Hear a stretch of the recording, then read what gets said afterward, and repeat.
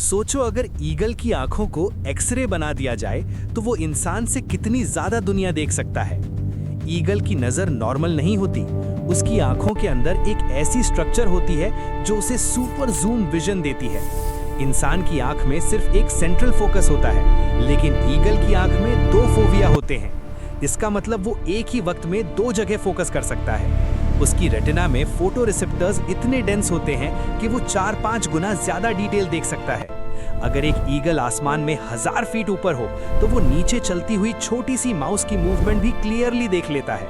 और सिर्फ देखना ही नहीं, उसका ब्रेन इंस्टेंटली कैलकुलेट करता है कि शिकार तक कैसे पहुंचना है। सोचो, जब हम सिर्फ एक ब्लर्ड वर्ल्ड देख रहे होते हैं, ईगल उसी वक्त एक high definition zoomed in reality देख रहा होता है। ये सिर्फ नजर नहीं, ये एक बायोलॉजिकल सुपर पावर है।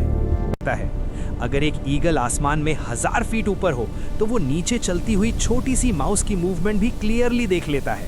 और सिर्फ देखना ही नहीं, उसका ब्रेन इंस्टेंटली कैलकुलेट करता है कि शिकार तक कैसे पहुंचना है। सोचो, जब हम सिर्फ एक ब्लर्ड वर्ल्ड देख रहे होते हैं, ईगल उसी वक्त एक high definition zoomed in reality